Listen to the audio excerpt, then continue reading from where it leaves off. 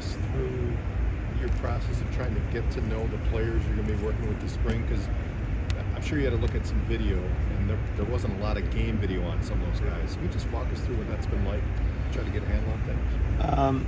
Two things. One is right outside of their football playing, because limited film.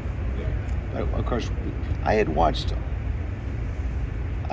their whole season before I came here. I kind of anticipated this happening, and we were in a little bit of a lull period recruiting at the Air Force. I tried to watch like one game a day, and 10, 15 days later you get through the whole season. So I'd seen, but you're obviously seeing 5 and 57 the most. But the first thing when I came here is I did have them fill out like information sheets about their families and personal stuff. Okay. So I at least knew the kids and where they were from and who their parents were and all that kind of stuff.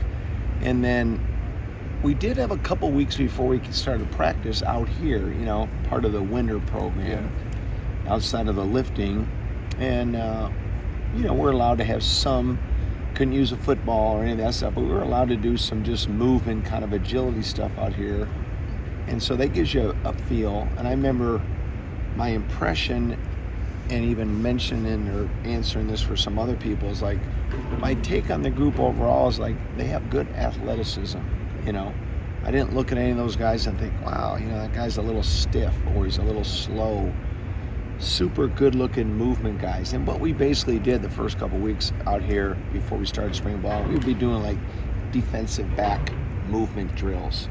But it's a good indicator of how well a kid can move. And they do some of that in pass coverage, But that was my take on them as a good athletic group. Right, there's not a ton of experience, everybody knows that.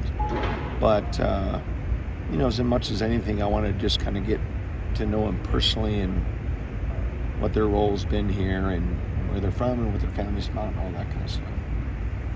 What have been your initial impressions of them just as a off the field, as maybe just the personality and characteristics of the group that way? Yeah, good. Very good. I've told them this too. Good guys.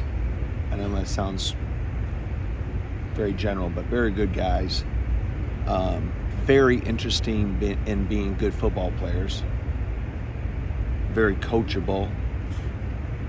Ambitious, hardworking guys. There's not one component of any of those things that I could gripe about in the time I've been here. These guys they're football guys.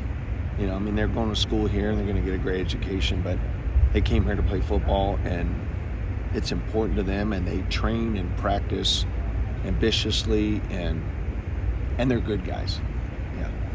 Spencer Lytle, has he looked natural to you at an inside linebacker, that move? I know you haven't been around in the past, but has that been a pretty seamless transition, or are there some areas where he needs to grow before he's ready for the season? That's a good question. They're all developing right now, but honestly, he's been a pleasant surprise. I didn't know what to expect. I didn't really know what to expect from any of them, because like you said, he hadn't been on much game film. But in the practices we've had so far, Spencer's looked like he's played inside backer all along. I think he'll do a good job, and he's super functional, instinctive, athletic. Yeah, nothing like he looks like he's out of sorts. Not at all. He's done a nice job, and I think he's going to be a good player.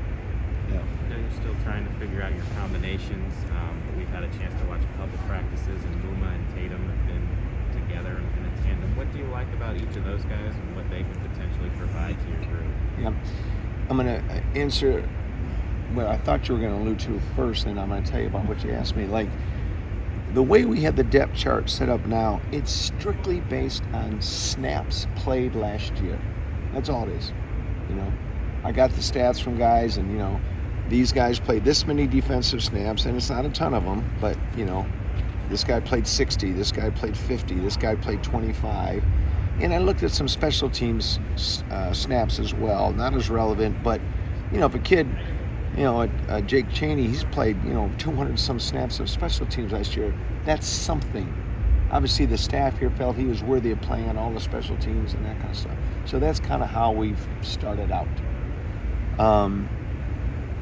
And then reiterate the second part about the guys you're asking. And Tatum, the two that are, I suppose, have the most snaps at the Yeah, positions. yeah. What do you like about each of those guys? For Tatum Grass,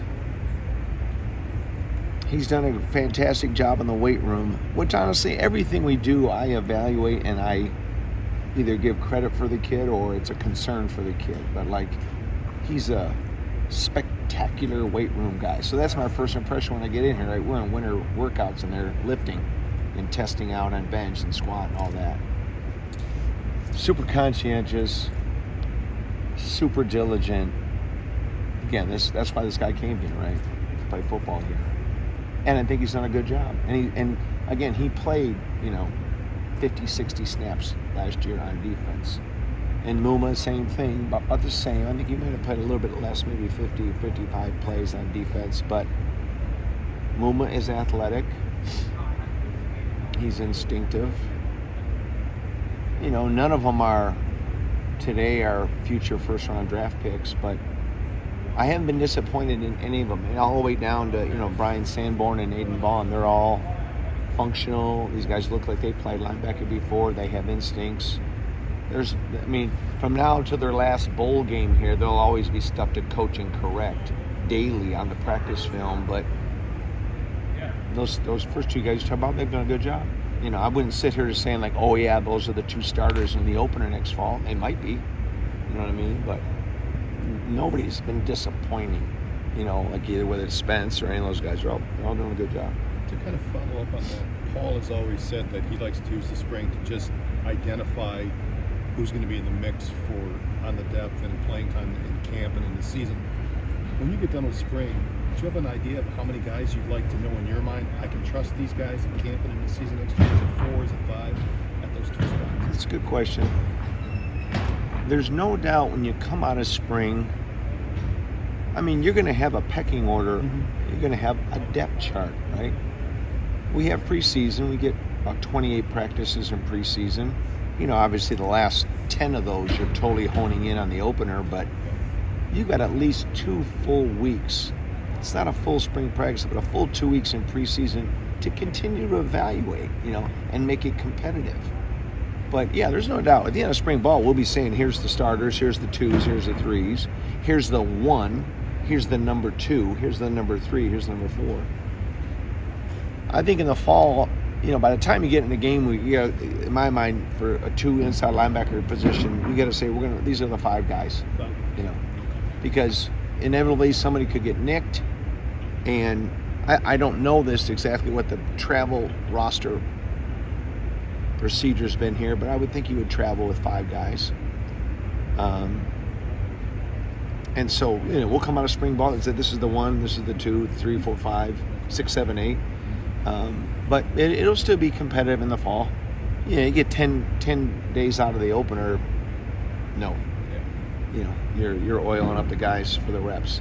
And the nice thing, too, is, and Jim and Paul have been great about it, in spring, as we distribute the reps, like Aiden Vaughn's getting the same number of reps as Pate Grass, and I want that.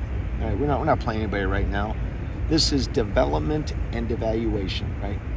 Development for the players, evaluation for us. So I want Brian Sanborn to get the same number of reps as Muma. So obviously you've seen a ton of different defenses and just ways to go about it. What's been your process kind of learning how Jim Leonhard's doing things here and kind of what you need to do to help out the defense as a whole? Yeah, that's a good question. One is, I will say this, and I'm old as dirt and coached in a bunch of different places, it's moderately unique.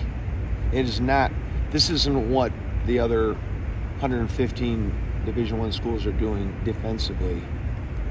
In the short time I've been here, and I've only known Jim professionally. I knew Bobby, I worked with Bo at the Tampa Bucks, but Jim is outstanding. His football acumen is elite. He reminds me when I worked for Nick Saban, just for where he's at in his career and at his age. Now, he played in the NFL for good coaches, but his understanding of schematic football and defensive concepts to negate those, and they're at the tip of his tongue. He's outstanding. What I have tried to do in the short time I've been here, and this is because I'm going through this process too. We have some volume on defense. We don't run one or two things. And it's a blessing and a curse, right? It's a blessing because it's a nightmare for the offenses to prep for. It's a curse because you got to learn it and drill it. And for the young guys walking in the door, it can be moderately overwhelming from a volume standpoint. And so my main task in the time I've been here is to try to goof the players into thinking it's not that complicated and to streamline things and make as many things as I can same as. Yeah, it's called something else and this is what makes it different, but for you, it's the same thing as these two other defenses. You know what I mean? That's the main thing I've tried to do. And I would have, and I do that everywhere I've ever gone. I think that's the job of the position coach, is to streamline the teaching. And even though we play in a super sophisticated game, right? We're the only sport that's got 22 guys in the field at one time. It's complex. But your job is to take the component of your position and coach the player into the simplicity of it, so that they're just playing football. They're not thinking a million things in their head before the ball's even snapped, And it's easier said than done, but that's what I try to do in the time I've been here. I hope I answered your question. Yeah. Okay. How much different is, in terms of the numbers of different things y'all are doing here than maybe you had done in previous stuff? You talked about how it was unique. I didn't know if it was just because of Leonhard's expertise or just that volume you're talking about. Yeah, I don't think it's as much volume as, when I say it's super unique, let me just say this. I haven't been around certain components of it at other places. And when I got here and I found out what they're doing, I was like, it's a good idea. And I had never done it. And just not super duper fancy blitz patterns and all that. I'm talking about just structurally how they put together the front seven. I think it's very clever, and honestly, I can't say I've been around it. So, like I say, nothing super radical or, we run all these exotic blitzes, which we have all that stuff. But I think in just even structurally how the defense is put together, and it's very unfriendly for the offense, and it's excellent. And yes, there's a little bit of mental stuff for the players. They got to digest, and we only do certain things on certain formations and all that, and that creates volume of learning and checking and thinking, but it's super unfriendly for the offense, and it's excellent. With Aiden, you initially landed him in Air Force. Yeah. Was there any type of moment you had when he came back, giving him grief at all? No, not at all. He came out to our camp in the summer, and he committed when he was out there. And then, people, which in this day and age is not as common, but Wisconsin has always done a great job of, they're willing to look at senior film on kids, right? The majority of each class commits nowadays in August before they ever play one snap of senior high school football. And so, obviously, Aiden was tearing it up his senior year, and he got a bunch of Big Ten offers. And he was totally straightforward, and we were with him too, and he let me know early on. He said, Coach, I am looking at some other Big Ten schools that have started to offer me, and then eventually, he decided he wanted to go to Wisconsin, and so it was very short dialogue about, they're great people, him and his folks, and that happens all the time. You know what I mean? We were a group of 5. This is a Power 5 school, and if I was him, I'd make the same choice. Bill, Paul told us that Bobby and Bob Bose had come to him independently and brought your name up as a possible spot filler here. You said you worked with Bob, right, in Tampa? How did you know Bobby? Where did you go? Just professionally. Okay. His dad was in the league, and it's kind of funny. I know I've told this story before. I would see Bobby April at the convention. Also, Ingram. Was he talking? No, Bobby it's Bobby April. Okay. Yeah, that's who I know. Okay. Yeah, I met Bobby Ingram once we got Bob's here. on the staff. Yeah. But I told a story before. I'd see Bobby April at the convention regularly, and we would always talk about the scenario where Bo would move back to offensive line, because Bo was our offensive line coach in Tampa, and as you know, he's a career O-line coach. He was in between positions, and he took the inside backer job here and did a great job. He's got 2 guys going to get drafted here in a minute. But anyways, we always kidded about, like, at some point, Bo's going to get back on the offensive line. And when that scenario presented itself, Bobby April and I started texting, like, here it goes, And so, it kind of fell into place that way. But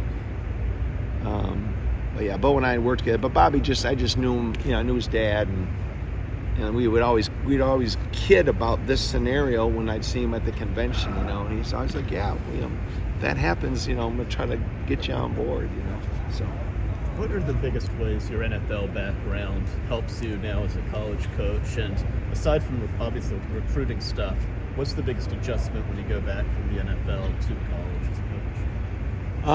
Well, like you say, one is the whole recruiting world, right? That's just it's a part of the job. It's another competitive part of the job. One you have to take great pride and diligence in, because you don't have good players, you're not going to win. The coaching standpoint, it's more similar than it is different.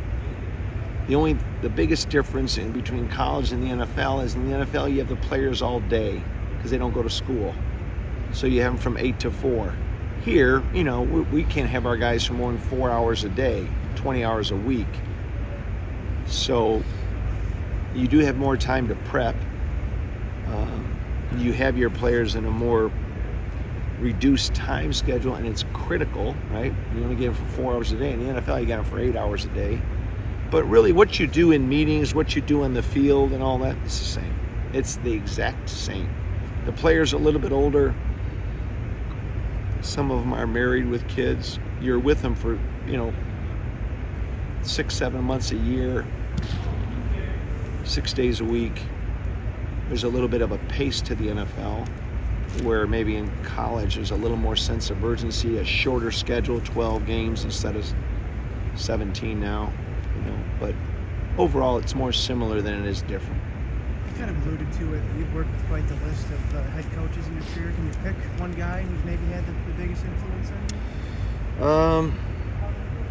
From a head coach,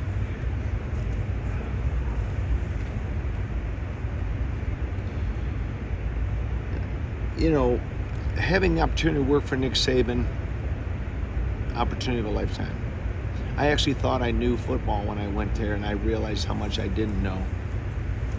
And I grew like a monster when I was there. I still try to emulate so many of the things he did, schematically, technically, personnel-wise. I'd say the other guy who had a gigantic impact on me was a guy named Gary Moeller. He was our defensive coordinator at Michigan. And when I've told the people this before, when I left there, I GA'd there for 2 years, 85 and 86. Jim Harbaugh was our quarterback.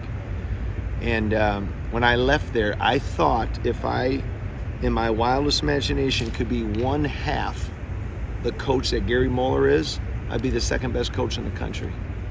That guy was everything I would ever think. This is the epitome of what a ball coach is. And he had a huge impact on me. And again, I was super young in my career. I coached high school for 4 years, and I got on as a grad assistant at Michigan. But so many good guys. But of course, to be around Nick, even back when Nick was at Michigan State, he was in another galaxy of excellence. Nick would be good at anything. He could be in any field of business. He would be phenomenal. He's just a very smart person and very good problem-solving skills, and he was excellent. But those are probably two guys just pop into my head. Hey, Bill, with Jordan Turner, he had some limited snaps last year, but he made the most of them with a couple interceptions, the TFL and the Las Vegas Bowl. I know it's still early, 5 practices in, but what steps have you seen him take in his game this spring, or maybe even in the winter condition, what you've seen from him, heading into his 3rd year in the program? Yeah. 2 things. One is he really has a good grasp of the defense. We'll be in our meetings, and heck, I'll be asking him, what are you guys doing on this, or what's the call there? He knows it. One thing he's done, he's committed to learning the playbook, which is, I tell our guys, that's the first order of business, right? Don't worry about how to do it. First thing you got to do is know what to do. And the second thing is, he's super instinctive and has like an attacking mode which is a starting point for everything you're looking for in a linebacker play. You know, you got to be able to key and diagnose, but at some point you have to trigger an attack, and he does that in an excellent fashion. You know what I mean? Those are probably the two things I think he's jumped off the screen on.